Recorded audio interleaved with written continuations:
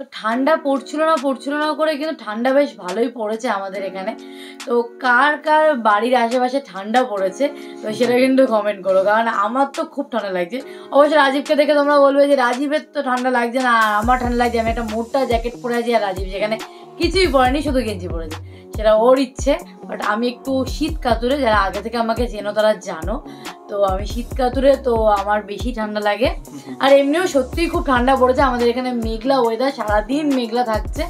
আর যেহেতু পৌষ মাস প্রায় পড়বে ভাব, অগ্রহায়ণ মাসের প্রায় শেষ, তো ওই জন্য আরো ঠান্ডাটা বেশি লাগছে। এবারে ঠান্ডাটা অনেক দেরি করে পড়ছে। হ্যাঁ, নর্মালি অন্যবার পুজো আমাদের অক্টোবরের লাস্টের দিক থেকে ঠান্ডা পড়ে যায়, বাট সেই হিসেবে এবার ডিসেম্বর পড়ে গেল, বা স্টিল নাও সেভাবে এখনো ঠান্ডা পড়েনি অন্যবারের তুলনায়। কার কার ঠান্ডা লাগছে এরকম মানে রিয়ার মতো, তো সেটা কমেন্টে জানিও। আর ঠান্ডা যেহেতু লাগছে, তো ঠান্ডাটাকে কাটানোর জন্য কিছু একটা করতে হবে, অ্যাক্টিভিটি। তো অ্যাক্টিভিটি, একটা হাসির একটা অ্যাক্টিভিটি আছে, যেটা হাসলে কি বলবো, ঠান্ডাটা সেই মুহূর্তে ফিল হবে না। হাসলে মোটামুটি সব মানে শরীরের রোগ বালাই কোনো কিছু এমনিও হাসা ভালো, হ্যাঁ হাসা ভালো, মন ভালো থাকে, শরীর ভালো থাকে, প্লাস এই মোমেন্টে ঠান্ডাটাও আমার ফিল হবে না যদি আমি হাসি। তো তাই জন্য কিন্তু নাটকের ক্লিপ আমরা দেখছি, ব্যাচেলার পয়েন্ট স্পেশালি। তো আজকে আমরা কিডনি নাটকের আগে 2-3টে এপিসোড দেখেছি আই থিঙ্ক, মানে ছোট ছোট ক্লিপ দেখেছি, তো ভাবলাম নাটকের প্রথম থেকে শুরু। কিডনি নাটকটা একদম, কিডনি নাটকটা প্রথম থেকে শুরু করি। একদম, চলো। আচ্ছা,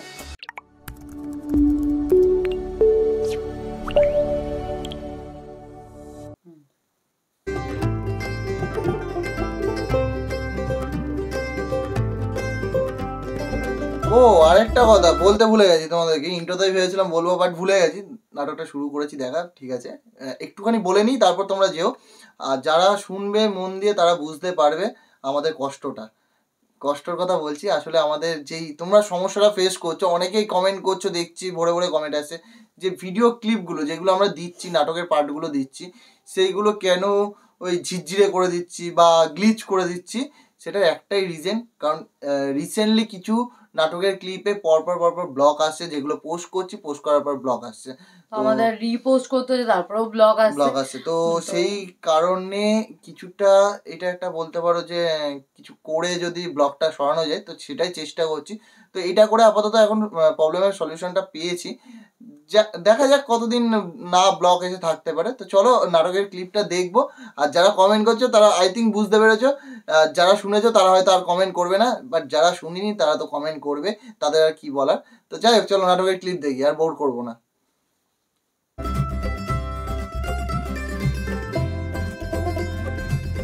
ভাই কেউ আছেন? এটা কি এর অফিস? ও ভাই, আসসালামু আলাইকুম সবাইকে। ওয়ালাইকুম আসসালাম। কেমন আছেন আপনারা? ভালো আছি। ভাই এটা কি এর অফিস? আমরা মানুষের স্বাস্থ্যসেবা নিয়ে কাজ করে থাকি, এটা আমাদের অফিস।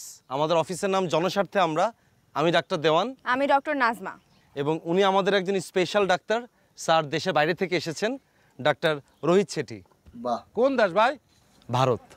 Hello hello. ভারত থেকে গেছে। আপনারা হয়তো বা অনেকেই জানেন না, আমরা বাংলাদেশের বিভিন্ন জেলায় মানুষের স্বাস্থ্যসেবা নিয়ে কাজ করে থাকি। হয়তো অনেকেই চিন্তা করবেন এটি আবার কোনো সরকারি প্রকল্প কিনা, একদমই না।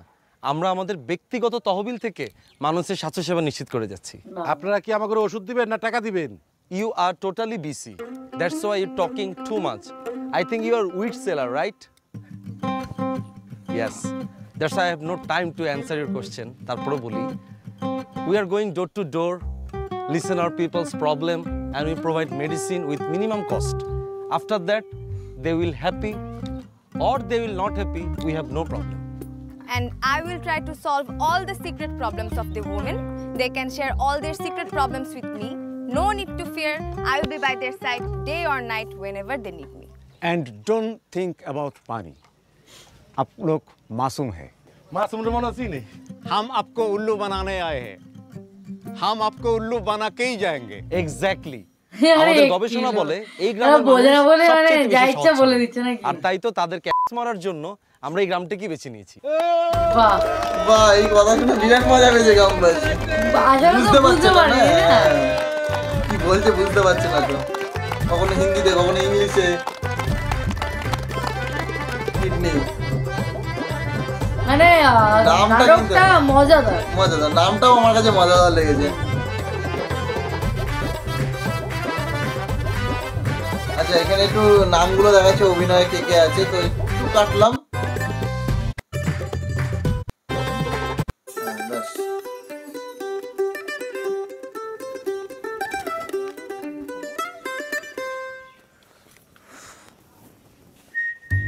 শিমুল হাতে কি রু অফজা দিয়ে আইছেন না রং লাগাইছেন? এটা কি কইলাম ময়ূরী, কালকে রাইতে কাটছে এখনো জ্বলতাছে।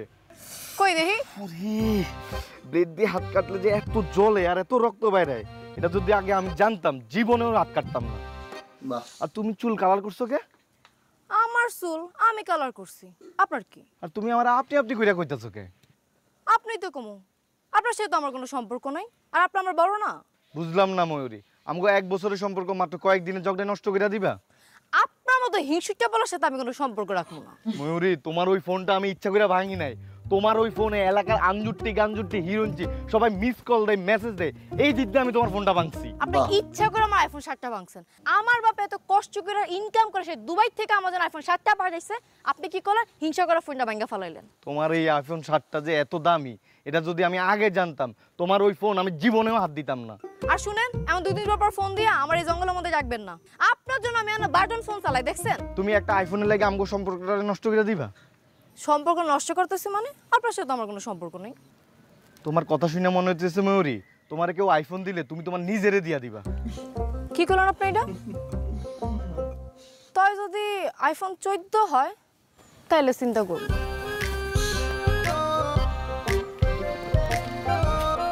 আইফোন 14 হলে চিন্তা করুন, আইফোন 14 হলে চিন্তা করুন। বিপ্লব রাখ রাখ রাখ, তুই এখান থেকে মার, সাদাটা পকেটে পড়ে যাবো আর কালার হেনে বয়ে যাবো। ভাই আমার মতো খেলতে সবাই দেন। আছে। আরে বেটা কইলাম না, খারা মার, সাদাটা পড়ে যাবো, কালার হেনে বয়ে যাবো। ধরো ভাই আপনি সহজ জিনিসটার খালি পেছাইতেছেন। আরে বেটা এইটাই তো, এই যে মারলে পাক্কামি করলে কথা শুনলে না, গেছে এখন। বেটা আমি 1998 সালে 8 পাস করছি, এই যুগের এমএ পাসের সমান। আমি একটা কথা কইলে বুঝা কমু, শিক্ষিত মানুষের কথা দাম। কেরাম খেলা কি সবসময় সম্পর্ক? খবর মারেন না। 1998 সালে যে আপনি 8 পাস করছেন এটার কোনো প্রমাণ আছে? কেউ দেখছে? কি রে রাসেল, পোলা মানে কি কই, কাগল লগে খেলোস তুই? আরে বেটা চুপ থাক না, একটু খেলতেছি, খেলতে দে। রাসেল আমার সাথে 5 পর্যন্ত পড়ছে, ও ফেল করছে, আমি 5 পাস করে 8 পর্যন্ত পড়ছি। আর তুই কে, তোর কাছে আমার প্রমাণ দিতে হইব? হ্যাঁ, তুই কোনোদিন স্কুলে গেছস? তোর বাপ কোনোদিন স্কুলে গেছে? বাপ লয়ে কথা কইবেন না কিন্তু। তোর লগে কি কথা কমু, তোর তো প্যান্টেই ফোটা। আমার প্যান্ট যে ফুটা আপনি দেখছেন? দেখ, এই যে দেখ, আবার লাল কালার জাঙ্গে পড়ছে। রাসেল ভাই আপনার বন্ধু তো চোখ খারাপ, হে আমার দিকে তাকায় কি লেগা? আমার নজর খারাপ, মায়া মানুষ হয়েছে, সিনেমার নায়িকা, তার দিকে তাকাবো। কিরে সারাদিন কি এই ক্যারাম বোর্ড থাকলে হইব? এলাকার খোঁজ খবর রাখো। কি হয়েছে? একটা নতুন অফিস হয়েছে, অফিস আর হাসপাতাল একলগে। বিদেশতে ডাক্তার আইছে, সারাক্ষণ খালি ইংরেজিতে কথা কয়। আর মাইয়া ডাক্তারটা এত সুন্দর। আচ্ছা, এলাকায় যে এত বড় একটা কাহিনী ঘটলো আমি জানলাম না কেন? ওরে জানানো কি আছে, তুই কাটা এলাকার একমাত্র শিক্ষিত লোক আমি, আর আমি জানবো না? এলাকার নতুন হেড স্যার, তুই যে 8 পাস গলার মধ্যে ঝুলায় রাখ।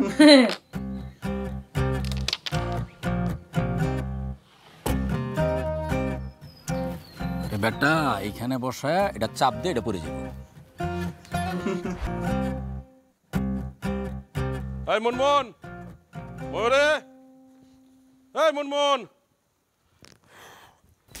কোন দুলা ভাই? আমার একটা লেবু শরবত খাওয়া, একটু লেবু বেশি করে দিস। ওরে বাবা রে, কি ব্যস্ত লোকটা, মনে হয় যে দুনিয়াদারি কামটা করে আইস। তোর আব্বার কাছে যে টাকার কথা কইতে কইছিলাম, কইছিলি? কইছিলাম, আব্বা কইছে আপনার কোনো টাকা পয়সা দিতে পারবো না। কে দিতে পারবো না? কে? আমি কি সারা জীবন আমার শ্বশুরটা বয়ে বয়ে কামো? আমার একটা আত্মসম্মান আছে না? আরে বাপ রে বাপ, এতদিন মনে হয় যে নিজে কামাই করে খাইছেন, বিয়ার পর থেকে তো আমার বাপের ডাই খাইতেছেন, তখন আপনার আত্মসম্মানে লাগে নাই? আত্মসম্মানে লাগে দিয়েই তো কইতেছি। তোর বাপে যে আমার 10-15 হাজার টাকা করে মাসে মাসে দেয়, এই টাকা আর লাগবো না, একবার 10 লাখ টাকা দিয়ে দিতে ক, ব্যবসা বাণিজ্য করে খামো আমি। আমি কইতে পারবো না, সব জায়গায় ব্যবসা কারণ করে আব্বা নাকি? কইছে আপনি একটা অপদার্থ, আপনার কোনো টাকা পয়সা দিব না। কি আমার অপদার্থ কইছে? আর অনেক কিছু কইছে, অনেক গালাগালি দিছে, আমি সব তার মুখ ফুটে কইতে পারতাছি না, কারণ আপনি আমার স্বামী। বাদ দে। আপনি না একটু আগে ভাত খেয়ে গেলেন, বুঝছি গাঁজা খাইছেন। ধুর, ভাতই খামো না।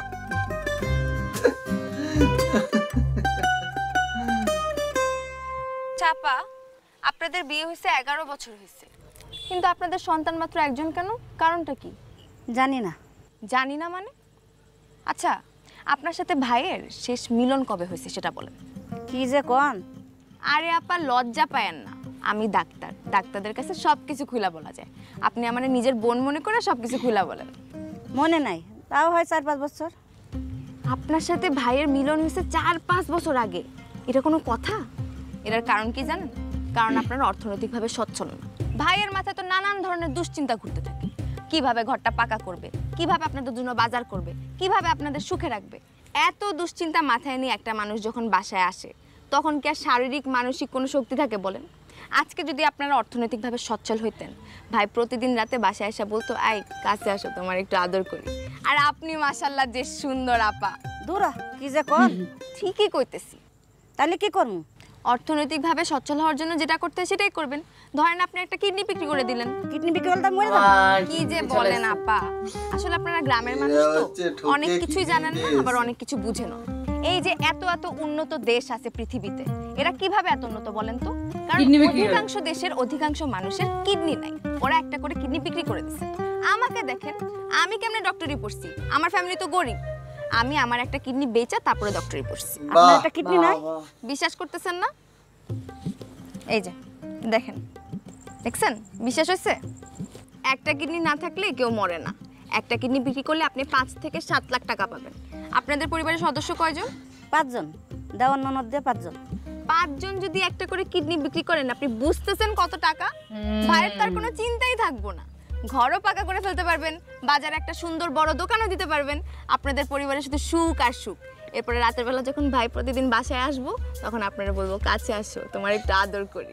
শোনেন, আজকে কিন্তু ভাইরে বুঝায় বলবেন। আর আজকে ভাই বাসায় আসার পর 1 গ্লাস গরম গরম দুধ দিবেন ভাইরে, আর দুধের সাথে এই একটা ওষুধ মিলাই দিবেন, ঠিক আছে? এটা কি রান্তেছেন? লাউ শাক। লাউ শাক রান্নবেন আজকে? আমার কিন্তু অনেক পছন্দ, আমার অফিসে একটু দিয়ে যায়। আর ভাই যদি রাজি হয়, ভাইরা অবশ্যই আমাকে অফিসে নিয়ে আসবেন, ঠিক আছে? আসি আপা, গেলাম। বুঝলাম, মানে এইখান থেকে সূচনাটা নাটকের। মানে এসে থেকে নিয়ে সবাইকে গিয়ে ইনফ্লুয়েন্স করা শুরু করে দিয়েছে, ম্যানিপুলেট করা শুরু করে দিয়েছে, যাতে কিডনি বিক্রি। কারণ আমরা দেখছি নাটকের প্রথমেই যে গ্রামের লোকরা কিন্তু খুবই সরল সিধা। আর যা বলছে, ইংলিশ তো বোঝে না, সেটা তো বুঝতেই পারলাম, আর হিন্দিও হিন্দিতে বোঝে না, তো যা বলছে তাই ভাবছে যে ভালো। উল্লু বানাতে এসে বললো এতবার করে, তো সেটাও বুঝতে পারলো না। মানে মজাদার একটা নাটকের পর্ব দেখছি, দেখা শুরু করেছি, প্রথম থেকেই দেখা শুরু করেছি। তোমাদের কথা মতন যে তোমরা অনেকেই বলো যে নাটকগুলো দেখছো, কিন্তু প্রথম থেকে যদি দেখো তাহলে তোমরা ভালো করে বুঝতে পারবে, আর তোমাদেরও ভালো লাগে, বুঝতেই পারছি। তো যাই হোক, এই নাটকটার প্রথম থেকে আবার একটু দেখা শুরু করেছি, আশা করছি তোমাদের ভালো লাগবে। আর তোমরা আমাদেরকে ব্যাচেলার পয়েন্টের মতনই সাপোর্ট করবে, মানে ভালোবাসা দেবে ব্যাচেলার পয়েন্টে, যেমন মজা পাও দেখো। আর এই নাটকটা কিন্তু তোমাদের পছন্দের, তোমাদের রিকোয়েস্টেড নাটক, তো আমরা নিজে থেকে কিছু আনিনি, তোমরা পছন্দ করে রেখেছিলে, তো আমরা ওটাই ভাবলাম যে দেখা শুরু করা যায় প্রথম থেকে, একদম সেটাই ভেবে নিয়ে আসা। কেমন লাগলো আজকে ভিডিওটা সেটা কমেন্ট করে ফেলো, আর ভিডিওটা ভালো লাগলে লাইক শেয়ার তো করতেই হবে, আর যারা নতুন চ্যানেলটাকে সাবস্ক্রাইবও করে নিও। আর যেই প্রবলেমটার কথা বলছিলাম সেটা আই থিঙ্ক তোমরা বুঝতে পেরেছো, সেটা একটুখানি তোমাদের মানিয়ে নিতে হবে। আই থিঙ্ক তাতে তোমাদের কোনো সমস্যা হচ্ছে না, আমাদেরও ভিডিওটা দেখতে অসুবিধা হচ্ছে না, তোমাদেরও হয়তো দেখতে অসুবিধা হচ্ছে না। তো যাই হোক, এই ভিডিওটা এখানেই শেষ করছি, দেখা হচ্ছে নেক্সট ভিডিওতে, ততক্ষণের জন্য টাটা।